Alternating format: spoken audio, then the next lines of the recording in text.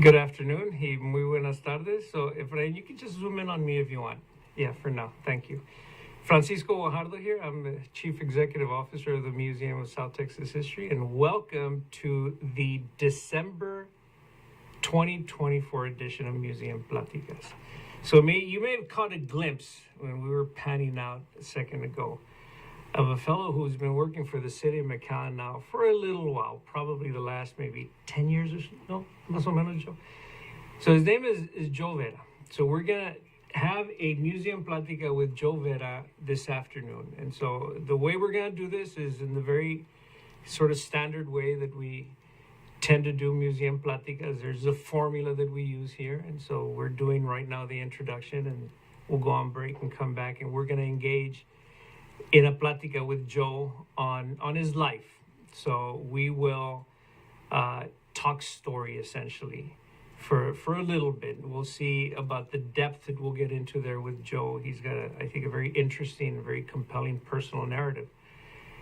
Then we'll go on break and come back and really explore the professional work that Joe has done during the last 4+ decades. He's been around doing some really interesting and innovative work around festivals, around management of events from a municipal perspective.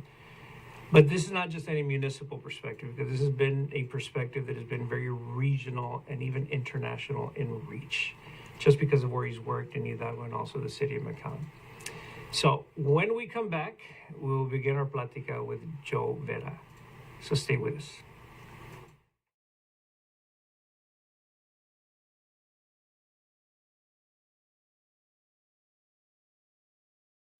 Give the gift of history and lifelong learning to a special family member or friend this year. A Friendship to Most History offers access to the museum free of charge, notices of upcoming programs, quarterly editions of Borderlines, and a discount on most purchases in the museum store. Give a meaningful gift this year. Happy holidays!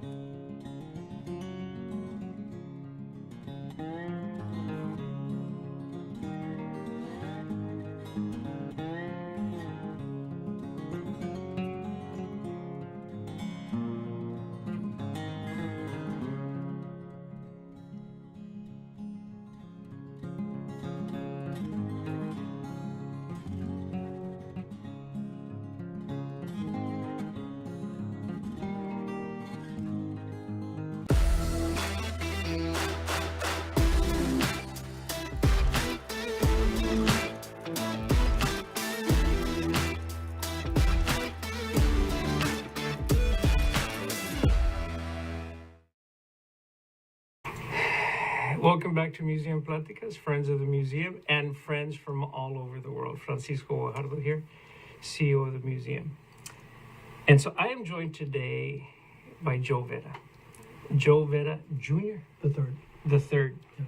So Joe, you were telling me a story before we walked in that I found really fascinating. We stopped at the letters of Freddy Gonzalez. Right. And so I read 2 letters to you. And you responded by saying, we have the letters my father sent to my mother from World War II. Right. Tell me about those letters. Who has them? How are they protected, preserved, used by the family? Well, actually, those letters are really in pretty good shape. They're in a box that my mom kept them in. And so after Mom and Dad passed, I mean, we'd seen the letters, read the letters throughout their lifetime. But after she passed, my sisters gave me the letters. And so we have the letters. And I was telling you that about 15 years ago when we had a family reunion, we actually framed a lot of them in a shadow box. The ones that my wife felt like were most important, I guess, from the woman's perspective. And so we have those letters, but we probably have, I don't know, 50 or 60 letters that Wow. That Dad would write to Mom. Those letters, the content of them, I mean, very, very likely they were love letters to the girl he was trying to woo, I'm sure. Is it kind of a fair representation? That is, because before Dad went to war, he basically told Mom, they weren't even boyfriend, girlfriend, but he said, story goes, when I come back, I'm going to marry you. And he did. He came back and married her. He had a vision. Yeah. Was that vision expressed in the letters? Some of the letters, yeah. Yeah? Yeah, oh yeah. So they're quite interesting.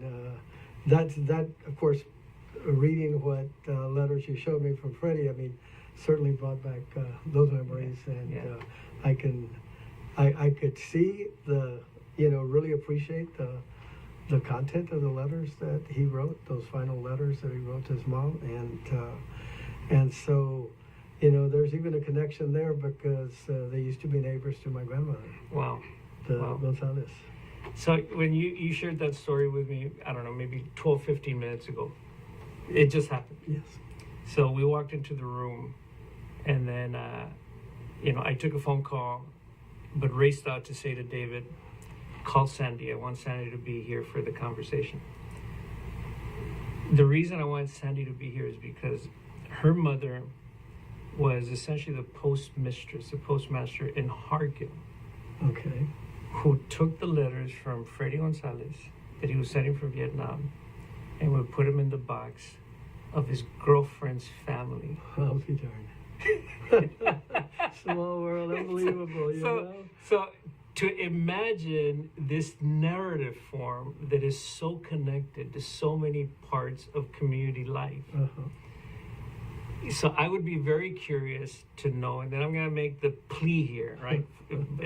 at some point here, but what those letters would unearth in terms of a local story. Sure. Your father's letters Sure. to your mother. There is the idea of him writing the letter because he had a vision. This is the girl he wanted to marry when he got back. He was hoping to get back, right? Right. Where was he writing from, by the way? Germany, Africa, I think Japan? Germany. From Germany. Yeah. 43, 44? 43, 44, yes. Because he graduated from high school in 42 and right after that enlisted. Yeah. So there's the content of what your father was, committing onto the letters, right? Okay. There's that. There's also the idea of, what's your mother's name? Gloria. Of Gloria keeping them. And almost 80 years later, those letters surviving. Right. Because I found that fascinating from Freddie's mother, Dolia, that she held on to them. Mm-hmm. Now, she said that she held on to them because it is what kept her alive. Right. Gloria would hold on to him because she had your father there, right, for many years. Yeah. Are any of your parents still They're with us? both deceased, yes. Yeah. So, and then if there may have been a Margie Pollack, the postmistress from Hargill, who knew the story. Yeah, and we actually did a museum Plática with her like 3 years ago. And she said the story. She said, yeah, because the Becerra family, that Freddie was sending to. Yeah. So imagine the kind of the beautiful complexity of those letters that helps us to reconstruct community life somehow beyond the people themselves. Sure. So do you think that at some point your family would be willing to either donate scans of those letters and open the Joe Vera collection at the Museum of South Texas History? I'm sure that my sisters and I would like to do that. I think that would be a beautiful thing. Okay. And you can see why. Sure. Yeah, you shed a different perspective on it from community side. So now I'm curious who the postmaster was in Edinburgh at the time. You know? Well, But, and so you know that there are so many kids who went to war from Edinburgh, from FAD, from McAllen, from all these. And this is a very, very patriotic part of the country. Absolutely. Loyal, patriotic, committed. And so there were so many kids who were away. Your father was one of them. And then the way they continued to be connected to community. Yep. One last thing that I'll say about it, our archive, like right now we have 3 researchers right there in our reading room. One of them is from Yale University. And then we have two kids, one from UT and one from A&M, who are doing research out of our reading room in the archives. It is frequently visited and used, but only because we have an archive. Sure. If we didn't have an archive and if it weren't well, organized, preserved, cataloged, then, it wouldn't be an important place to visit. Right. But I'm just saying that there's all kinds of possibilities here. Well, and to your point, something that Dad always instilled in us was a duty to God, country, community, family, and self. And I'm not sure that exactly in that order, but those were things that truly have always meant a lot to the family because of the upbringing, which goes back to some of the things that we saw in your museum that I was so intrigued with your Pláticas in McAllen. Yeah. So tell me a little bit about your father and your mother. They sound like interesting people. So Mom and Dad were married for about 50 years before Dad passed, and basically worked together the whole time. They worked. Growing up, my grandfather and my grandmother had a grocery store in Alamo, and Dad was from Alamo. Went to PSJ, graduated in 42. Mom went to school in Edinburgh and graduated like in 45, I think, something like that. But anyhow, Mom and Dad married, and they worked together their whole life, which is quite interesting for somebody to be able to work side by side that many years. And so they started, at one point, because of the meat market business that my grandfather had, they actually were in the meat market business, and then they ended up promoters. Dad was a dance promoter, had dances around the valley in the 60s and 70s, and Mom worked side by side with him, and they ended up, after they sold their businesses, they had a wholesale flower shop in Far, and that was kind of the extent of their career, and they worked all their life. So that was, they had a pretty strong work ethic, which is something that my sisters and I all pretty much inherited from them. Did your father graduate high school before he went to the Yes. Army? Was it the Army? Air Force. The Air Force. U.S. Air Guard, I think it was called back then, but it was Air Force. Yeah. Okay, and what was your father's entry into the Air Force like? Was he? Did he enlist? Did he volunteer? He volunteered. He volunteered. Yeah. And so, what were the kind of stories your father told about that? Well, I mean, I know he was a tail gunner, and I know that he was a teletyper, I think. So he would send a lot of the messages for the communications with the military, and he just told great stories about serving the country and being at war. So your father was a man of words. Yes. Yeah, I would say so. I mean, he was certainly very active in the community and somewhat active politically, and and of course God and country were very important. So we all went to Catholic school and went to church every Sunday, and a strong, deep belief in God and our church, and so there's a lot of stories to tell there as well. Which Catholic school did you go to? I went to St. Margaret's Catholic School in Far. My sisters did too. We went to St. Margaret's Catholic Church, and I think it was in the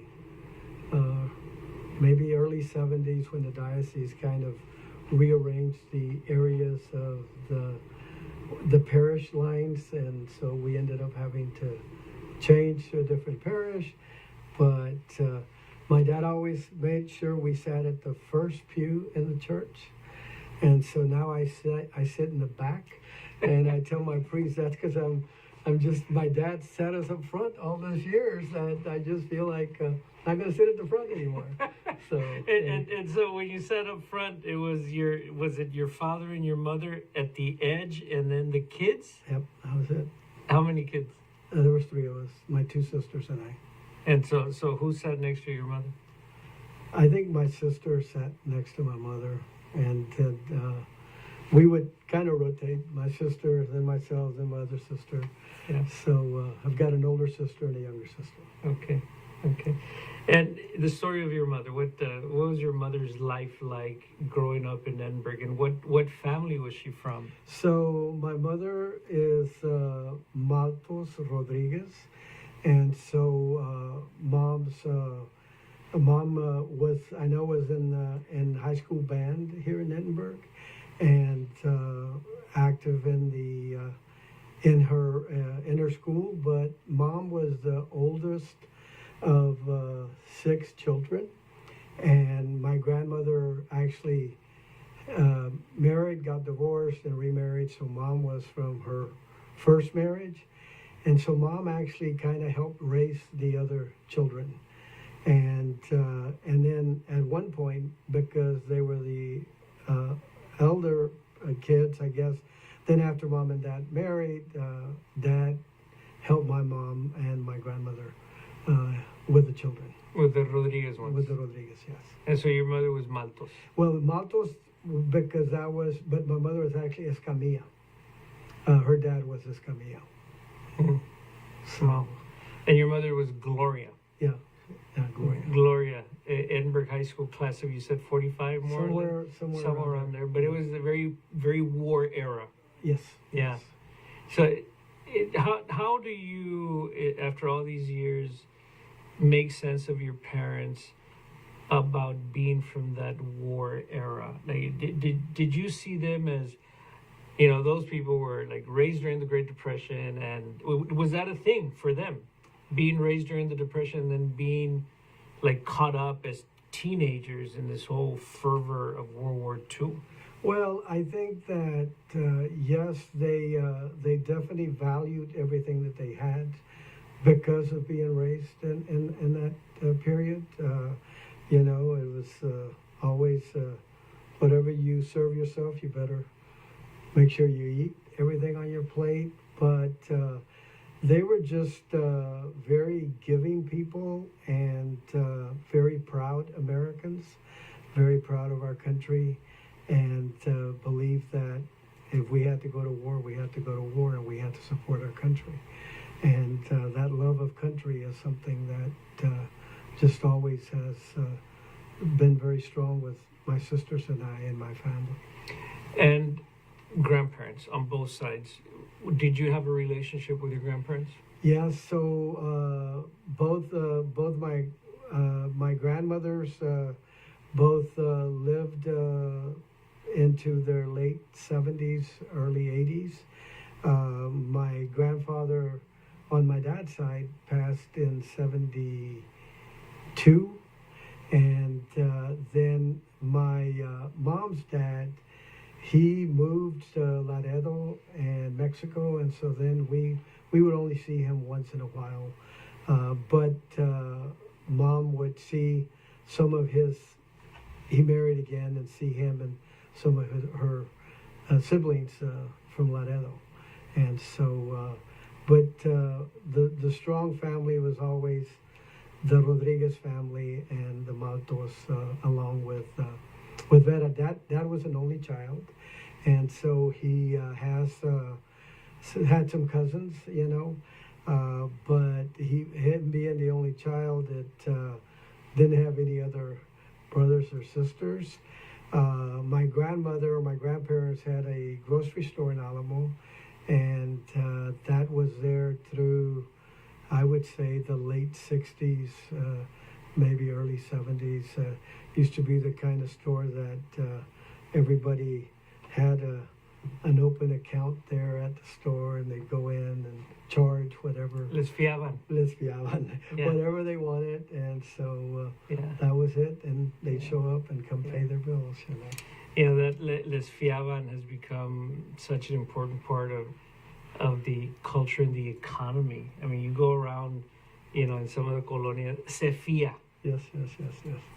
Especially that's well, you see lots and things like that. Right, especially in lots. Yes. Yeah. So was the family then to settle in the far area because of the store? Your parents? No, actually, my grandparents' store was in Alamo, but Dad, in the I guess in the 60s, late 50s, moved to Far, and from where? From Alamo. From Alamo to Far. Yeah. Okay. And so he actually worked at HEB in Far, in the meat market at one point, and but then we went to church in Far, went to school in Far, and so we grew up in Far, and of course it was PSJA, so he was a proud Bear. Played on the football team for PSJ Bears, and so you know, I hear a lot of those stories as well. Was your father a big guy? I guess kind of. Was he a lineman type or? Yes. Yeah. When we walked through this area here, as we were walking to this studio, you immediately recognized this as the old HEB. Yes. Yeah. So tell me about that, an experience that you would have had, because you didn't live in this community, but you came to college here. Yeah, but you know, and the thing is, of course, so knew where HEB was here all the time. My grandmother lived here in Edinburgh, so off of Sprague Street. So we would come to Edinburgh, and of course, coming to Pan Am here, and then working across the street at the courthouse annex with the extension service. And so certainly familiar with this area, and remember the museum when it was next door. Wow, know, really? So, yeah. Huh. Did you ever jail or? Yes. Yeah. Yeah. The way this happened is that I think it was 67 when the organization founded itself. I think 68 it was chartered. Maybe 67, 68. Secretary of State said yes to the nonprofit status, and then it would take 2 years to figure out location, because it was 3 different cities that competed for the place: McAllen, Mercedes, and Edinburgh. And so Edinburgh had the sweetest kind of offering, and that sweetness was in the old jail. Sure. They offered up a building. And they offered up, you know, to give, like, I don't know, you know, nominal kind of, to pay the bills. Very important.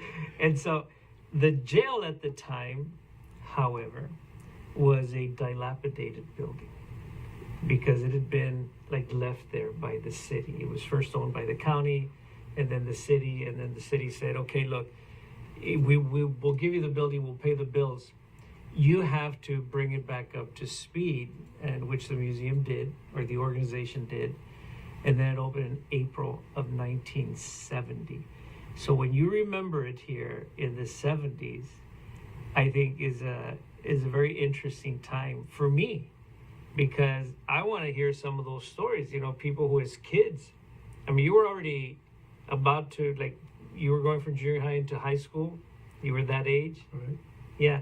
Any particular stories?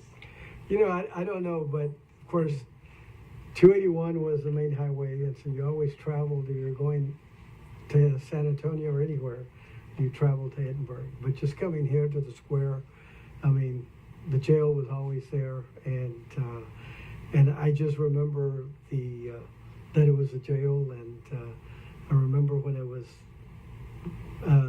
fixed up and So, Joe, brought to. I'm sorry to interrupt you, but it's hard to imagine that all the traffic would have come through here, through 281, which would have been right through the jail, which would have been right through the museum. Right. Because 281, as we know of today, was not built until when? Gosh.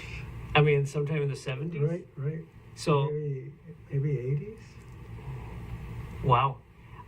Yeah, I'm going to guess 70s. Okay. But the point here is that the story that you're telling, the 281, if you came from far and you were going up to Falfurrias, Yep. you're going to San Manuel, you had to pass through there. Yep. Yeah.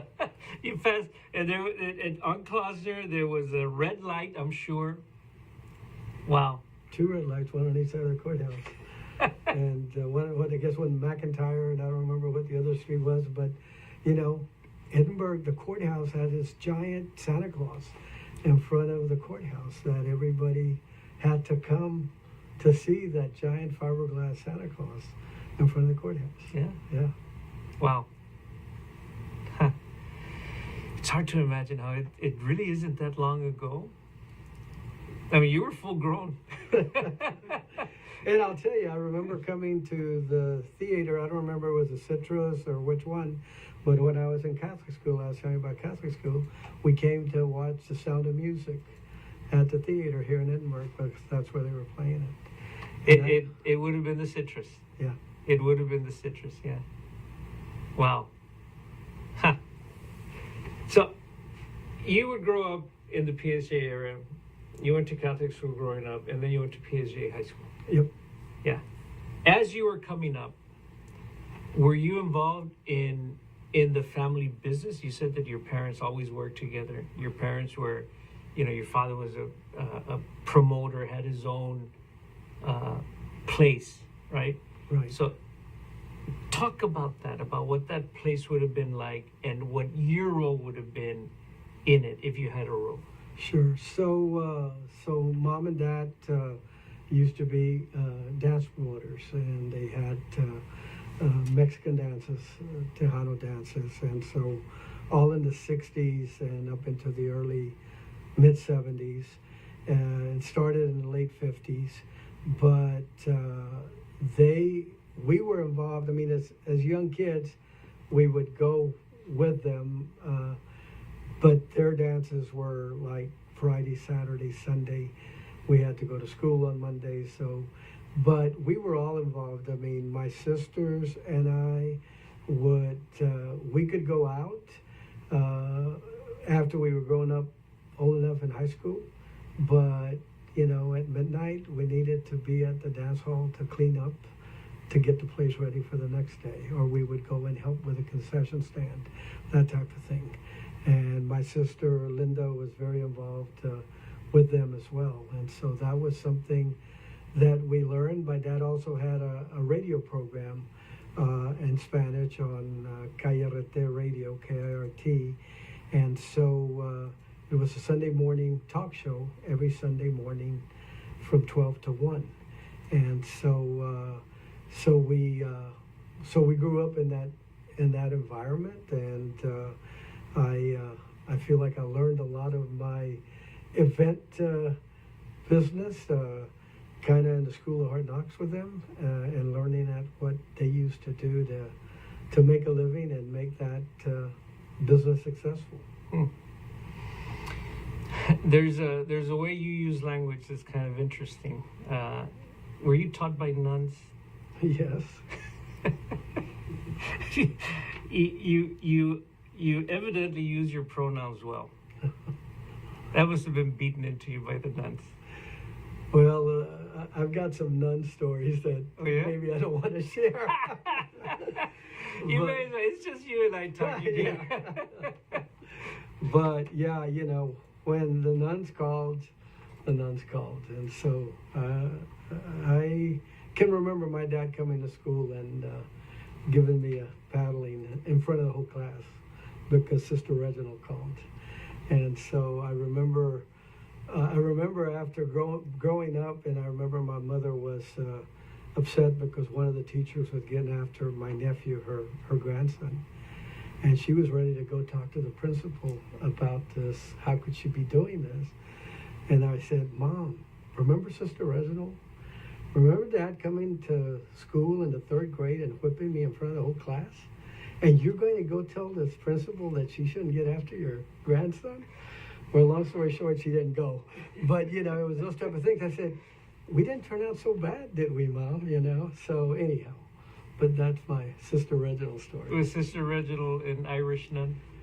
Oh, I would say they were mostly all Irish nuns. And they spoke with an Irish Yes, accent. yes, Yeah. yes. Yeah. And so that's why I think like the Sound of Music and all of that Yeah. was so important. you Yeah, know. yeah. So, Wow. That's a story. Yeah, there's something there about, I think, so many kids being brought up in the Catholic school. Kids who would do things that are pretty consequential in life. If we were to do this genealogy of that, I think that you find a lot of people. St. Joseph's here in Edinburgh, for instance, was very, very successful in putting out people who would be members of the leadership class. sure. Yeah, I would say so. I know some of the students at St. Margaret's and some of the older students, you know. I think, gosh, it's been several years now, but there was a kind of a reunion of St. Margaret's School students, and it's a lot of older and younger students or alumni than I that are pretty successful in business, and I think that they've had good careers, but I think the upbringing at the Catholic school had a lot to do with that. And I will say that our grandkids both went to Catholic school at the Oratory Academy, and I remember when I was trying to convince my mom that my wife that we need to send grandkids to Catholic school, and she says, "Oh my God, you know, those nuns were terrible." And I said, "You know, there's not nuns there anymore. There's only Sister Estella, so let's do it." And I'll never forget, my grandson was 3 years old, and he came home, and one day he recited Hail Mary to my wife, and she was brought to tears and just could not believe that this 3-year-old boy was doing that. And so anyhow. How about that? Yeah. It's interesting how the Cabeza de Vaca quote, you know, I think intersects with, you know, and I'm not even telling the world what the Cabeza de Vaca Right. quote is, but you and I know what the quote is because now you use it apparently. Well, it was just it really was pretty provoking to me. I mean, I couldn't. It's just so true, and it's who we are, and the fact that that's just that's our culture, and that's our heritage, and that's the people that we come from, and so it's just. And of course, I use it with Commissioner Pepe de Vaca, who, of course. Cabeza, yeah. Oh yeah, he's telling me stories all the time now. So I'm gonna tell the audience in the River Frontier Gallery at our museum, there's a quote there from Cabeza de Vaca's book, La Relación de Alvar Núñez Cabeza de Vaca. I have B-roll. What? You have bureau? Oh yeah, show it. So we're gonna show you like an excerpt or a clip from that quote where Cabeza de Vaca, in his journal, when he got back to Spain, he wrote his travel diary of wandering through South Texas, and in one of those journal entries, he writes this. So you can read it in English there, but I'm going to recite it in Spanish, where he said, Esa gente india ama a sus hijos más que cualquier otra gente en el mundo y los tratan con gran suavidad. And so I think that I used that quote once where, Joe, you were in the audience in the city of McAllen, and you were taken by that because you were able to immediately see it. 500 years ago, somebody said that, and you thought to yourself, exactly. Yep, exactly. Yeah. And so your grandson comes home, thank you, Pen, comes home one day and recites the Hail Mary, and your wife, is brought to tears. And so all these things, kind of this confluence of history and culture and raising kids and raising grandkids and investing in them, and becomes a beautiful moment. Yes, it sure does. Wow. That's terrific. So you graduated PSJ High School. Yes, sir. Class of 74. What happened in PSJ in 1974? I mean, there was stuff going on. There was stuff in the air. Like, there was a revolution in the air, Joe. In 1974. Times were so different. And quite frankly, kind of a slower pace than we see today.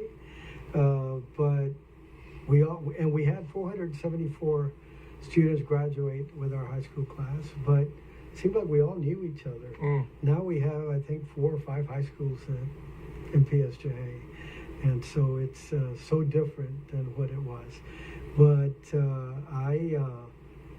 in fact, my wife and I are both very active with our class reunion committee, and we just had our 50th high school class reunion. But we all knew each other. We all still talk to each other, and it was just good times in those times. So what's your wife's name? Alma. Alma what? Alma Benavides. And she is from that community. From far, yes. And she was a classmate of yours in high school. Right. Okay. So and what does Alma do? She's a housewife. So she stays home. She did have a business in Hidalgo, and but she's a stay-home wife. Did she have a business right next to the pump house? No, not right next to the pump house, but she had a business in Hidalgo, but not next to the pump house. Okay. So you graduated from PSJ High School in 1974, and do you go straight to the university? Yes, to Pan American. To Pan American, yeah. Yes, and from 74 to 78, 79. How was Pan Am at the time? Again, I mean, it was good. It was easy to get there, easy to get out of there, and it was good education. Did you ever have the opportunity to meet Ralph Schilling? I know the name, but I don't. He would have been the president of the that's place. What I thought. Yes, yeah. He was a football player for the Washington Redskins. Okay. In the late 50s. Uh-huh. And then after his football career, he went to become a superintendent somewhere in West Texas, and was recruited to come down to this sleepy town of Edinburgh to be the president of Pan American College at the time, because it became university in 68, más o menos. And so we would be there and would train a young guy who would be one of his VPs, Miguel Nevares, who you probably know. Very well. And so Ralph Schilling would have been the president when you were coming to school, but you were a commuter student. Right. Most students weren't. Yes. The people who got to know Ralph Schilling were people who lived on campus, mostly the athletes. Sure. Yeah. And I'll tell you real quickly, so Dad went to Pan American Junior College. After the war. Wow. Yeah. Huh. So your father got back from the war in 45, 46? Yes. And then he went to the college. Yeah. When they had a football team. Gosh, that I don't know. They had a football team, but it was more of like a squad kind of thing. Kika de la Garza. Remember the name? Of course. He was on the football team. Oh, we don't. Yeah. You know, I mean, if we were to do kind of a deep dive on it, some names that were very interesting. Sure. They were on the football team of this junior college, and they would travel a little bit, but not far. You know, travel to Kingsville, travel to Brownsville, travel to Monterrey. They would play those teams. Sure. Yeah. So this thing that's about to open, you know, it has a precedent. Of course. Back in the 40s and 50s, they had a football team. Kika baptized me. Kika baptized you. Kika and Lucille were my padrinos. So you got to tell that story. How does that happen? Well, I mean, so they were friends with my parents, and I still talk to my madrina once in a while, Lucille. She's got to be, what, like 96? Yeah, something like that. But she's still sharp as a tack, and so still living there in McAllen. But anyhow, Kika baptized me, and I always would tell the story because I was always a pretty big guy, and he says, I remember he was this little when I baptized him, you know. But I'm going to take a wild guess here, just a guess, okay? So you can check it here. My guess is that as Kika was coming up as a political figure, that your father would have hosted him in his dance hall for public events. And his radio talk show. And his radio, KRT. KIRT. KIRT. Yeah. That was Spanish. Yeah. But your father was very bilingual. Oh, yeah. Was your father's language of preference English or Spanish? I think English. We spoke English at home. But his radio show was in Spanish. In Spanish. In Spanish. And both mom and dad were on the radio show. Would talk, basically have a plática. Like they would do having. this? Yes. Yeah. Did you ever walk in there when they were on their show? Oh, yeah. I mean, we would sit around and listen once in a while. Mom and dad had a closing to the show. They would always close the show. Dad would say, si no puedes decir algo bueno de una persona, and mom would say, mejor no digas nada. And that was his closing to the show every Sunday. And so I still run into people that tell me, you know, how they would listen. They remember to the radio those show. words? Yes, sir. Yeah. So it's almost like they coined it. Yep. Yeah. So you said 12 to 1. You mean 12 noon to 1? Yes. Okay. Yeah, 12 noon to 1. So they were almost like Sunday. they were like mass for some people. Maybe. Because you went to mass also. Yeah, we You went sat to in the mass early. Front pew, Yes, like 7 a.m. or 9 a.m. 9 a.m. And then they go to the radios to La Difusora. Yep, that's it. How far was that from the church? Well, it used to be in Mission, actually. Oh. Cayarte was in Mission, and then it moved to McAllen. And then it got to where technology, they would just call in. Huh. And the DJ was at the studio, el locutor estaba en la estación, en La Difusora, and Dad would call in, and that's how they would carry their... How about that? Yeah. How about that? Huh. So when I suggested that your father was a man of words, you know what, I was taken by how your father was sending telegrams. Your father had to use words. Oh, yeah, and absolutely. he had to use words in very intentional ways. It's not like he could just, you know, because these words mattered. Of course, he had to communicate very, very precisely. And then he was a man of words because, you know, he had his radio station. Your mother did too. Not his radio station, but his radio, Right. his show on the station. And I'll tell you something else. He had a little publication in Spanish, and this was before social media. So it was El Chisme. El Chisme. El Chisme. And he got that printed? He had it printed. Where did he print it? Printed it in Reynosa and distributed it to the homes in Far, San Juan, Alamo, McAllen. Did he sell it? No, they gave it away. He sold ads, and that's how he paid Okay. for it. And it would come out once a week, and it was like people were waiting for a chisme at their front door when the kids were out delivering. Give me a time period here when he published El Chisme. Gosh, it must have been in the late 60s, early 70s, I guess. So what did El Chisme traffic in? What kind of chisme? Well, there was a lot of chismes on there. I mean, people would call him or send him chismes, Uh-huh. and so Dad would publish them. So he you had did- to be very careful not to use the names of some of the people that were. Was there any fact checking in the chisme? No, you didn't do fact checking back then. Or with chismes? I mean, that goes counter to the chisme. But you know, the funny part about that was that some of the chismes he would make up. And so then people would call him and say, Joe, ¿por qué dijiste eso de mí? And it was something made up. He wasn't talking about anybody. But it was, people believed that they were talking about them. So El Chisme was more of like storytelling and maybe a little bit of fiction with a little bit of real. Yes. Right? So it was this kind of concoction of just literature. Yeah, it was just like an 8-page publication. Kind of like the Inquirer a little bit. It's kind of like... The South Texas Inquirer. Exactly. El Chisme. Yeah. Wow.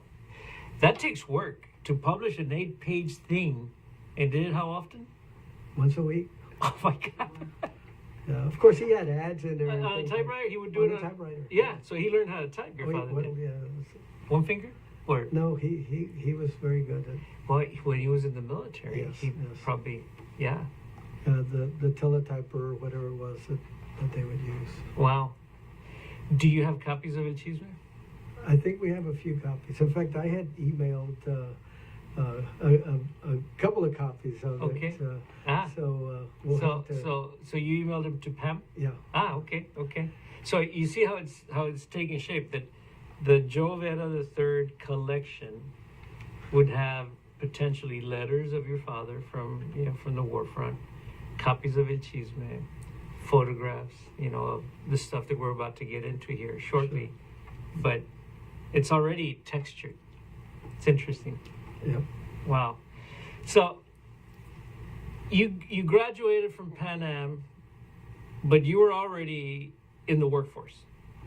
Yes, because I went to work for the Extension Service, for the Hidalgo County Agricultural Extension Service, doing in-school 4-H programs in the schools. And so I would work with doing in-service for the teachers who would then teach a 4-H program in the school district to different students. And very likely Kika de la Garza was funding that through the Agriculture Committee of some sort in Congress. Probably. I don't know that I ever looked into that, but certainly Kika did so much for agriculture and for the Rio Grande Valley. Right. As chair of the Ag Committee. So when you left that job shortly after you graduated? I left the job, I think, in like 79 or 80, 79 actually, and then went to Hidalgo, went to work in 1980, in May of 1980 in Hidalgo for the Chamber of Commerce. And you were a kid at the time? Well, I guess, Yeah, I mean, you were still in your 20s? Yeah, you're young and, no benefits or anything, but you know what? You're out there doing what you love to do, and so you think it's all okay. That's terrific. Yeah. That's terrific. So, how many kids do you have? So we have 2. They're actually my wife's children that I raised with her, and so the Homer and Trisha, and then Patricia, and then Homer's married to Sonia Garza, and they have two a boy and a girl, and so those are our grandkids. Yeah, qué bendición. Yes. Yeah. Absolutely. Wow. So, Joe, we're gonna take a break here, and when we come back, I want to get into the work that you have produced and led and created such an identity around. But thank you for sharing your story in autobiographical fashion. It's a fascinating story. I'm telling you, there's something there. There's something there in your father's letters, I think, that can be very, very helpful. Sure. For the community. So, okay. When we come back, we're going to get into festivals. All right? So if anybody ever wondered how a lot of this Hidalgo, getting on the map, I'm going to guess here that the killer bee, that Joe had something to do with the killer bees. I'm just guessing, Joe. Yes or no? Just yes or no, real quick. Yes, sir. Yeah. so there's some killer bees got away from South Africa and made it all the way to the border, and then And then this man here would capitalize on that. How about that opportunity? So when we come back, so stay with us for this edition of Museum Pláticas.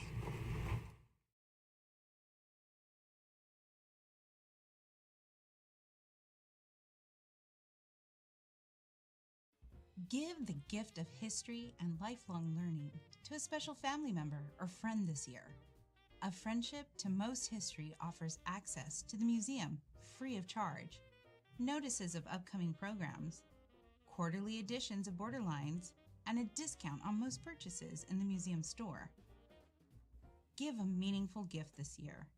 Happy holidays!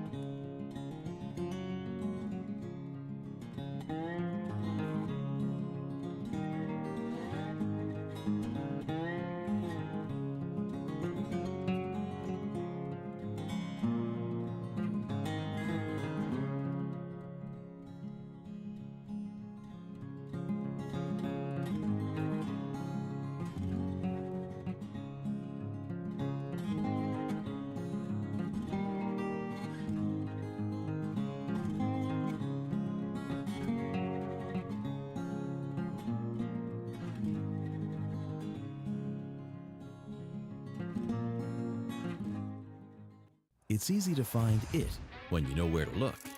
Some define it as a breath of fresh air. Others find it in the fast lane by being yourself.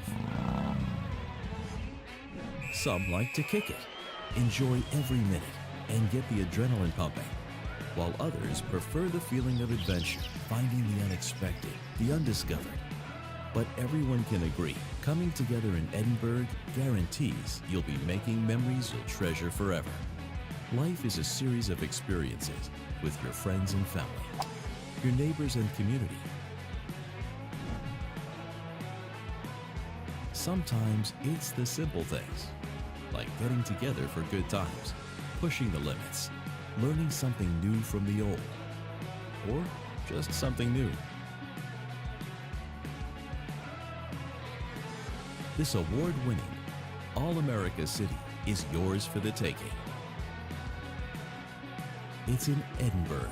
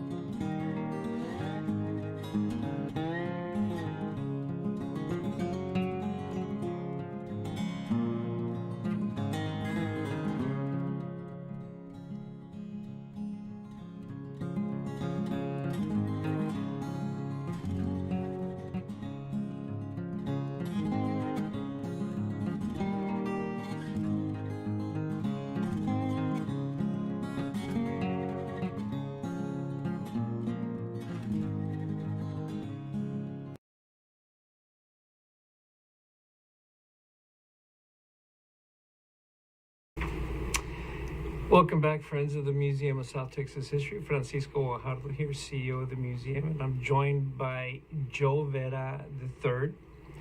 And so before we broke, I just very haphazardly mentioned the Africanized killer bees.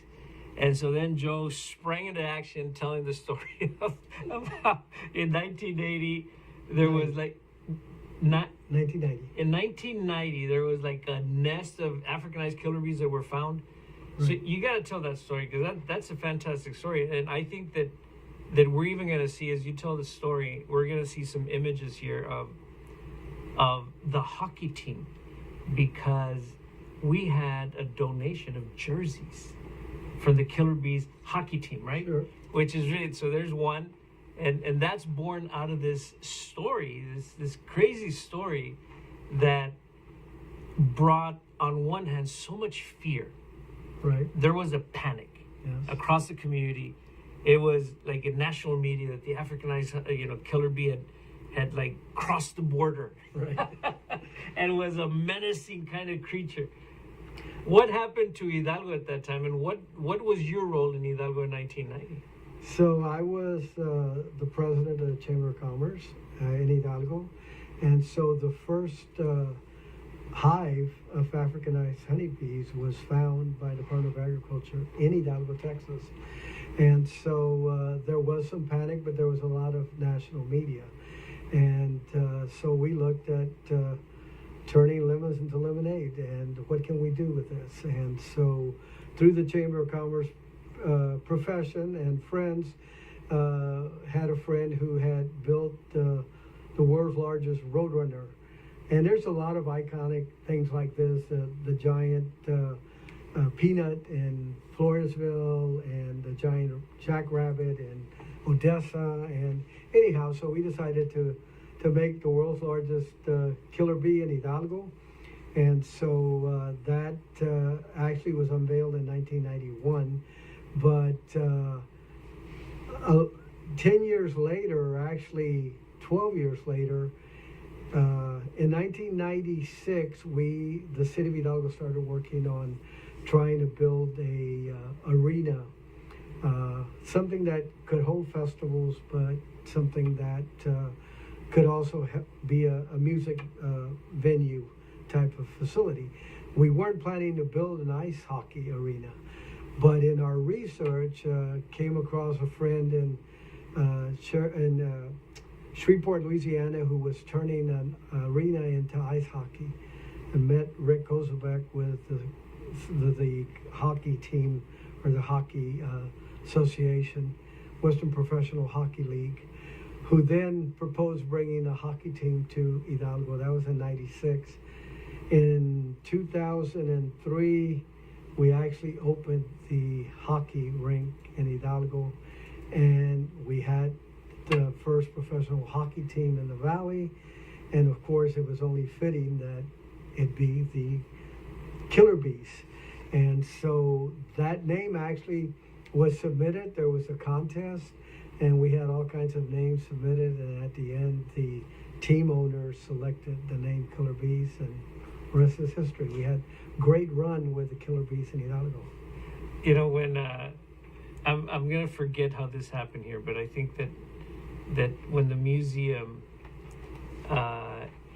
received a jersey from a visitor who came, who loved the museum, and then, I'm forgetting the details of how it happened, but what I do remember is that when our communications team then displayed the story of the Killer Bees and the jersey through our social media, the kind of traffic that it got from the community was like very few things that we've seen at the museum.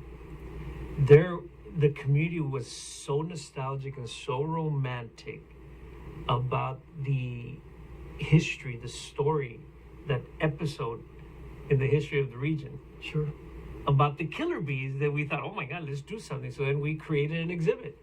One of these little, spotlight exhibits, and people came on Saturday mornings to see it, and it was up for about a month. And so these are images from the exhibit that we had. Very familiar with most of those jerseys. They were very creative. The ownership group was very creative and would come up with all kinds of amazing jerseys. And that was the most successful hockey team in the Western Professional Hockey League for several years. Wow. Most successful in a number of season tickets sold, and most successful in the sponsorship revenues that they were able to generate. Wow. And the Bees sold out that 5,500 seat arena many a nights. Wow. So it was very successful. What a story. Yeah, it had a real rivalry with the Laredo Bucks in Laredo, so. Well, they weren't as creative with their mascot, though. I don't know if our friends from Laredo are watching, but you can't beat the Killer Bees. Come on. Sure. I mean, it's a story that's rooted in the community. It's a menacing creature. Yeah. The buck, come on. Bambi, yeah. With all due respect to our friends from Laredo. So there's a story here, Joe, that I missed on. And I want to get back to it before we move into your own professional life working for the city of Hidalgo. But it is the story of how your father and your mother did so much work around the Blue Moon. What was it called? They had the Blue Moon was their dance hall in Far, Uh-huh. and then they had the Vera's Palladium in Westlaco. And Dad actually had dances at the McAllen Civic Center in the 60s. So aside from owning his own two dance halls, he had several other dances that they would have as many as 6 dances going on the same night at the Far Civic Center, at the McAllen Civic Center, plus at the National Guard Armories in Brownsville, at the Civic Center in Brownsville, and in Harlingen at the Casa del Sol, and in San Benito at the National Guard Armory. And so he was quite a promoter, my dad. Wow. We have an oral history in our archives done with Lupus Science. Mm-hmm. Not sure if you know that name, but I know the signs, yes. Yeah, from La Villa. Yeah. Yeah, and so he ran the Conjunto Association of South Texas for a number of years, and so in that oral history, he lavishes praise on the Veras, for the innovative work that they did in helping start up bands, Yes. find places to perform, Right. and the list is long. Yeah, there's a huge list, and in fact, Dad even went into making records, 45s, which we have samples or copies of, because there was bands that couldn't get a record label to cut their records. So we started making records for some of these, a lot of young musicians, Wow. a lot of young bands, and a lot of really high school kids that had their own band, Yeah. wanted to Yeah. do something. Probably like Roberto Pulido, maybe Bobby, some of those. Well, actually, like Sergio Munoz, the state senior, representative. his dad, and a lot of other bands that played for him. Abe Quintanilla with Los Dinos used to play for Dad, and then Dad had, he had the Harry James Orchestra and a lot of big names that played for him throughout his career. A lot of Mexican artists that would play at the McAllen Civic Center Auditorium, like Luis Alcaraz Orchestra and Maria Felix, and a lot of these. La Madama. Yes, Oh my God. yes, La yes. Doña, they called her. Yes. So Wow. yeah, he had a lot of these people that would play for him. Wow. So your father became friends with a lot of these people. Yes, sir. Yeah. Yeah. He was like their like a booking agent? No, he really was. He would just book them himself, but they would get publicity, and people would then book them at other places. In 1963, actually, 64, We actually went to Indiana and Ohio to do dances up there. I remember traveling with my dad as a kid. Wow. Where he took bands from here up to that part of the country, because so many of our families would go Migrate. to go work. And so they had went, an audience. Yes. They had an audience. Yeah. Wow. Yeah. Did Los Tigres del Norte ever come by your father's places? No, they didn't, because that was more of the norteño music that came to be like as he was getting out of that business. Ah. Yeah. Okay. Yeah, and the Tigres really like explode more like in the, I don't know, mid to late 80s and 90s, even though they were around from the 70s. Right. Yeah. No. So Dad, I think, went out of that business in '75. Okay. Yeah. Okay. 76, somewhere there. Interesting. There's a story of how Lawrence Welk brought his band to the Echo Hotel sometime in the early 1960s. Is that a believable story? I would think so. I remember Lawrence Welk show because my grandparents and parents used to watch that show, and I can tell you that I didn't bring Lawrence Welk to Hidalgo, but I brought Myron Florin to Hidalgo. Wow. For almost 20 years, he performed for us at Borderfest, and he was the accordion player on the Lawrence Welk show. Yeah. And we started bringing him in 1985. Because he was such a hit with the Winter Texans. And so I was telling you about the Fiesta Fronteriza or Borderfest and how we changed that name in 1984. So we anglicized the name from Fiesta Fronteriza to Borderfest, and we changed the focus because before they were focusing on Mexico to attract people from Mexico. We wanted to change the focus to attract people here. And so the Winter Texan market was a huge opportunity and a huge market. And so in '84, we went to New Braunfels to the Wurstfest. And I had friends that ran Wurstfest that introduced me to Myron Florin. And so we contracted Myron Florin, and he came for years. And he was a huge draw for all of the Winter Texans. He would do 4 shows for us, 2 shows Saturday, 2 Sunday, and they were packed with about 2,000 people for each show. So it's pretty amazing. Outdoors? Outdoors, in an open pavilion that we used to have. Yeah. There. Wow. But I don't know about Lawrence coming to... Yeah. I've heard the story from elders that Lawrence Welk performed there in that big open space where they used to have their really nice cafeteria. Yeah. I mean, to me, it makes sense. And it sounded pretty firm, the fellow who told it as a source. Sure. Yeah. So now you also have Ramon Ayala there. Of course. And was Ramon Ayala part of the staple as well? Ramon Ayala became a part of the staple with Borderfest. I would have to say probably in about 2000 is when Ramon, maybe the late 90s, is when Ramon became a part of Borderfest. But Borderfest started as International Fiesta Fronteriza. And so it was back in 76.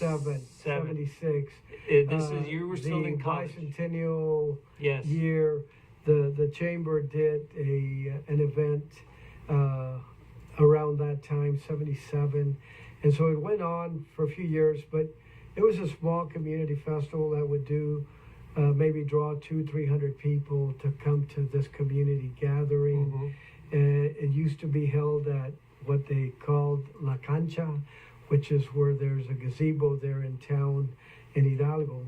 And so in 1980, when I went to work there, the festival had actually stopped operating because they just could not, I guess, get the support to make it happen. So we revived that in 1981. So 81, 82, and 83, we did Fiesta Fronteriza. But we at the Chamber knew that we needed to change the focus and the purpose of the organization. So we had the vision to create this festival that would celebrate the different cultures that are found here in the Rio Grande Valley. And so we anglicized it and called it Border Fest. We thought about Border Fiesta, but we called it Border Fest because we were targeting the Winter Texan. Winter Texans couldn't pronounce Fiesta Fronteriza. And so we felt like that would be a good way to capture that. And so we in 1984, we had the first International Border Fest, and it just took off. In 85, after Myron Florin started coming there, there was no stopping it. And then, you know, in 5-6 years, you were drawing how many people? Well, I can tell you that in 2014, when I came to work in McAllen, we were drawing 100,000 people to Hidalgo. And that's in a period of how many days? 4 days. 4 days. So the big change there was one that we did a lot with the festival. We had a lot of volunteers. We had 200 Winter Texan volunteers that we called our Hot Peppers. We had a Hot Pepper Club of Winter Texans that volunteered, 200 strong. And we had about 1,000 volunteers that volunteered to put on the celebration. We also had a lot of corporate support and, of course, support from the city. And so we did the festival at the city pavilion, the city park, downtown Hidalgo. But in 2004, after we opened the arena in 2003, in 2004, we moved the celebration to the new arena. And that really helped us just take it to another level. One, because of the type of entertainment we were able to book to perform in the arena. Plus, we had the festival grounds outside of the arena. And when the arena was built, we built the infrastructure, all underground infrastructure, to be able to support a festival. And so we put in the festival ground infrastructure into the building of that arena. And that really helped us take us. So you had a vision, you had a foresight even for the building itself. Yes, sir. And the property. Makes a lot of sense. I mean, you can make that work when you have stable leadership. Absolutely. Over a long period of time. And so you were part of the leadership that stayed for how many years? 34. 34. Yes, sir. Wow. Yeah, so I was there for 34 years. You know, some of the great things about not just the festival, but the arena. You know, growing up, we used to go to San Antonio and Houston to be able to go see Disney on Ice or watch the Ringling Brothers Barnum and Bailey Circus. And so when we opened the arena, we were able to bring all those shows to the valley. And it was so heartwarming to see all these elementary students in our arena watching Disney on Ice or watching the Ringling Brothers Circus. And then of course all of the huge artists that we had come through the arena, and they still have go through the arena. So those were things that totally changed the whole entertainment front of South Texas. So you were likely a hot commodity as an event planner, parade planner, urban planner, maybe even urban planner may be stretching, but not necessarily, because I mean this is economic development. Sure. You know, as you're doing these kind of cultural events, and so your move to McAllen would have had an impact on the city of Hidalgo. You know, I know that the city leaders at the time didn't want me to leave, but it was time. You know, I'd been there 34 years, and so it was the right time for me to make the move. And I still go to church in Hidalgo. I'm on the finance committee of the church there and still support the community as much as possible. But this coming to McAllen opened up another opportunity for me. I never dreamed of being a parade producer or producing events in McAllen. I can tell you that early on in Hidalgo, I would say, man, if we were just doing this in McAllen, it would be so much more successful, so much quicker. And it's a reality. I mean, things happen in McAllen, and the support and infrastructure is there. And when Roy Rodriguez asked me to come work for him in McAllen, one of the things he stressed was the resources that McAllen has. But, you know, we had the support anywhere you're at, and you said it, you've got to have the support of the leadership in the community to make something like that happen. And so we had the support in Hidalgo, and we were very successful there, thank God. And then we had the support in McAllen. And the parade, the dream of a parade in McAllen happened at a city retreat. And I'm one that's a firm believer in city retreats, because all of these things that we did in Hidalgo happened at a city retreat, where we brought the community together and we talked about these visions. I told you about the Killer Bee, brought George in to talk to the group. Same thing happened with Festival of Lights in Hidalgo. Had the people from Marshall, Texas come and talk to city leadership about, let's do something like they were doing in Marshall with the lights. And that started some 30-something years ago in 1991. And so now we come to McAllen, and so they have a city retreat. When Mayor Darling got elected mayor, and as a result of the retreat, one of the commissioners, Hilda Salinas, said, I want to have a parade in McAllen like the Macy's parades, with giant helium balloons and beautiful floats. And so in 2013, they actually asked me if I would consider coming to work in McAllen, and basically said no.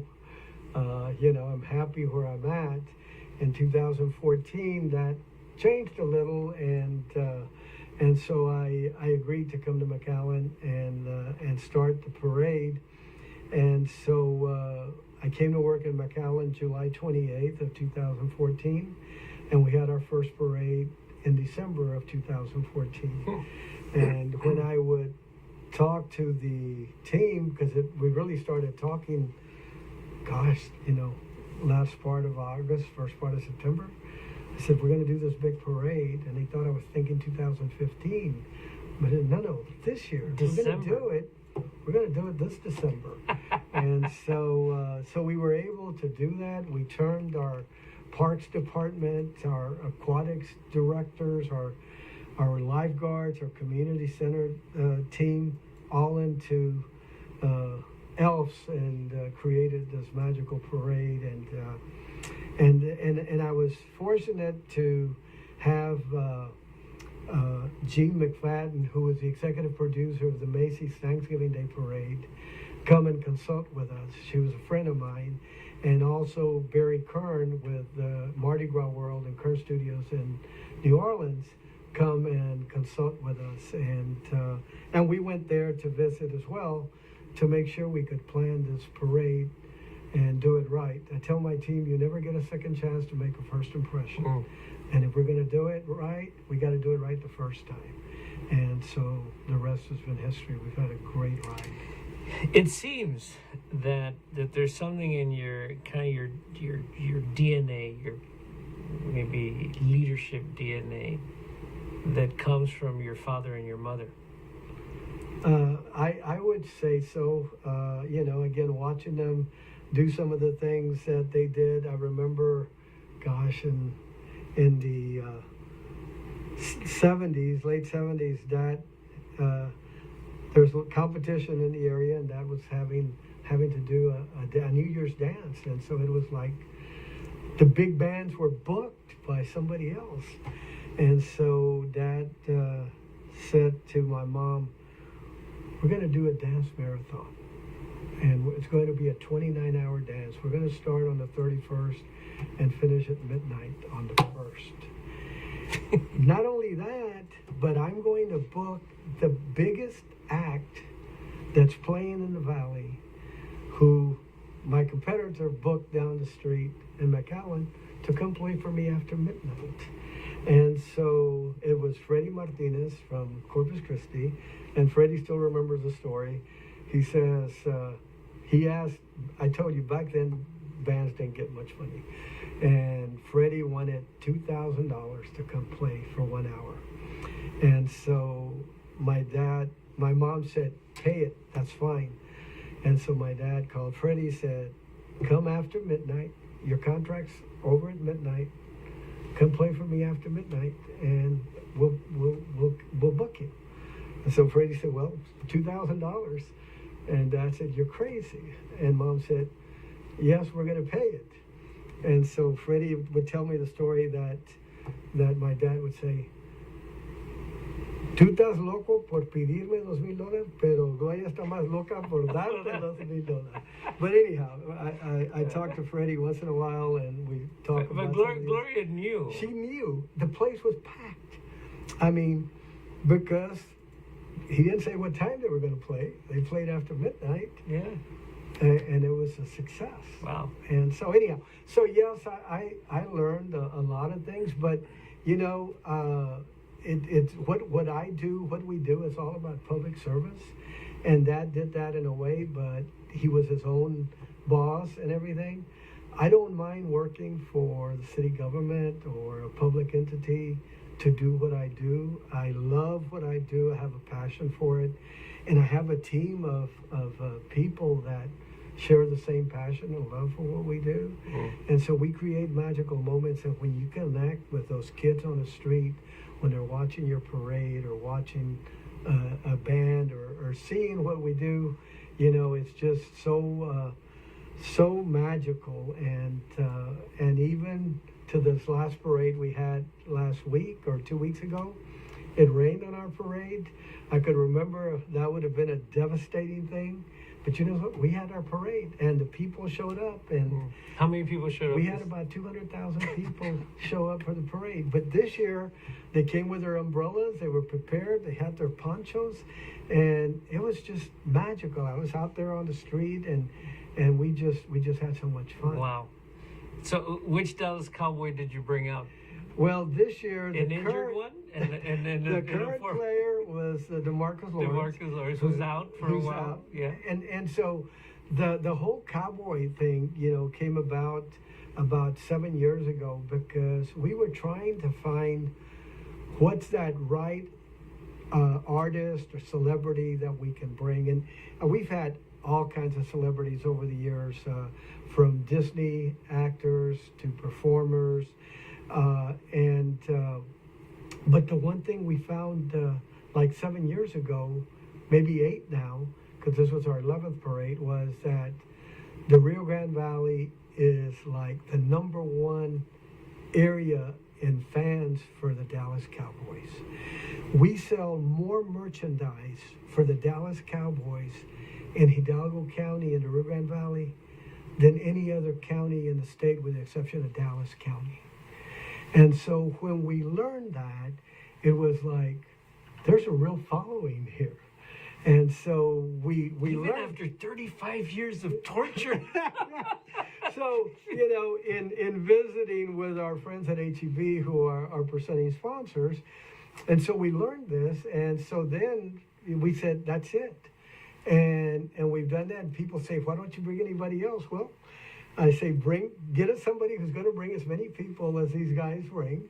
And yes, we're bringing a lot of the legends because they have that Super Bowl ring, which none of our current players have been able to get. Right. But it's been great. And, you know, City of McAllen, now we have this partnership with the Dallas Cowboys as the official airport of South Texas. You see it every time you fly out of McAllen. Yes, sir. Yeah. And so it's been great, and it's worked out well. And but you know, we're always looking for celebrities. Mario Lopez has been our host for the show now, for the parade show that's rebroadcast on Christmas Eve and Christmas Day across the country.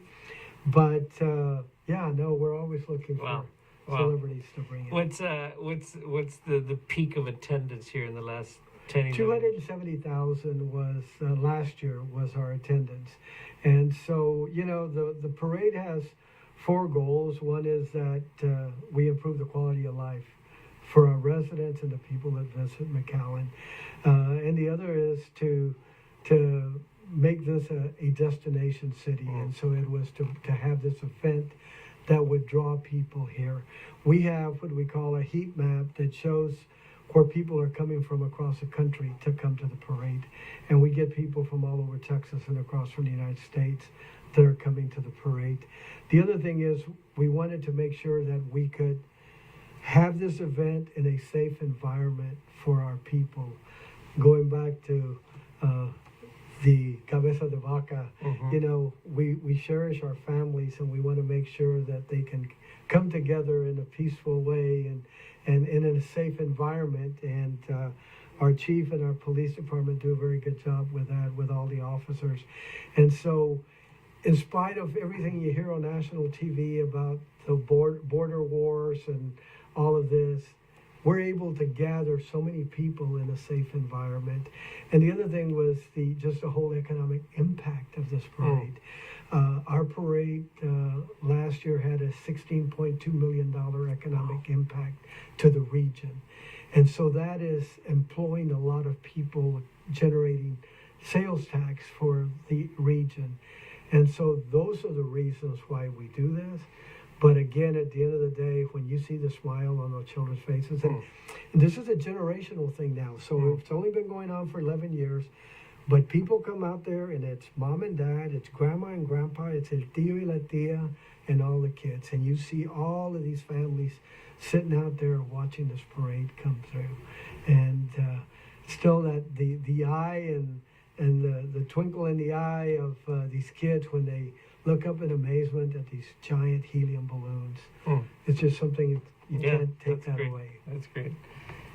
Good job. Thank you. It's an exciting story. Here's one of the things that I'm taking from this, among so much more, is the kind of inspirational quality of it, of how a town that doesn't have this can then have it. Sure. If you organize it well, if you have the right inspiration, if you have the right leadership, if you have the right kind of commitment. Sure. Communities can do this. Because McAllen didn't do this before. Hidalgo didn't do it before 1976, right? And then it did it. And Hidalgo does not have the same kind of, say, economic infrastructure that, say, McAllen does. Right. It's interesting where he is, where it is, right? But every community is interesting where it is. Sure. And you know, that's something that's real important. We hosted about 100 festival guests this year from throughout Texas that came to our parade, to see the parade, to see the infrastructure. Our parade has been recognized internationally by the International Festival and Event Association as best in the world in its budget category for the last 9 years. And it's because we put a lot of work into it. It takes a lot of planning and preparation. We're already planning for next year's parade, already looking at the theme for next year's parade, already looking at the theme for 2026 parade. But it takes a lot of planning. But, you know, all of this goes back to something you said earlier. But at the end of the day, this is all placemaking. This is about making your community the place to be, where people want to live, where people want to come and congregate and be able to have these experiences. And so that is so important as you're trying to enhance the quality of life and have a place that people want to move to. Economic development, I mean, this is key to what we do. We now have people that are moving from other areas, and I have professors at the university tell me people are moving here from Corpus or they're moving here from San Antonio. And it used to be that I had even commissioners that say, why would people want to come here to see this? But now they understand that you've got to create some of these things. And I've just been blessed to have the team of, I've got a team of kids that keep me motivated, that, you know, are able to take this and run with it and make sure that we're able to produce what we do. And of course, always knowing that we got to step it up a notch the next year. It's got to be better than what we had. Joe, with that, I think that's a good place to close. I think that you You have described it well. We've gotten to know you a little bit. We got to know Joe the Second Jr. and Gloria a little bit. We got to know even that 3-year-old kid who recited the Hail Mary. Yes, sir. That was great. That was a good story. And this is an open invitation to to you to think about how can your father's letters plus, because there's a larger collection there. So as a museum operative, I'm saying, hey, let's think in terms of how do we preserve so that we can present. Sounds great. Thank you so much, Joe. Thank you, sir. Really appreciate it. So that was Joe Vera III with the city of McAllen. There's so much there. There's so much there. And I actually, Joe, just so you know, part of why I invited Sandy to be here is not only because of her mother, who was a postmistress in Hargill, but also because Sandy now has a responsibility of running the museum store and rentals. And so I thought that there could be, a really good dissertation here on entrepreneurship, which is really what has happened here in the last hour plus.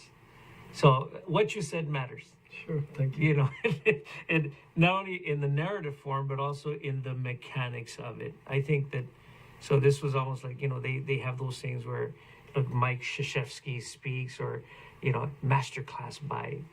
So that was a masterclass by Joe Vera on how to put on an event, but also to think about so much more. So friends of the museum, thank you for joining us for this December 2024 edition of Museum Pláticas. We will see you in January. Happy holidays and Happy New Year to everybody. Stay safe and stay as followers to the programming of the museum. So long, everybody.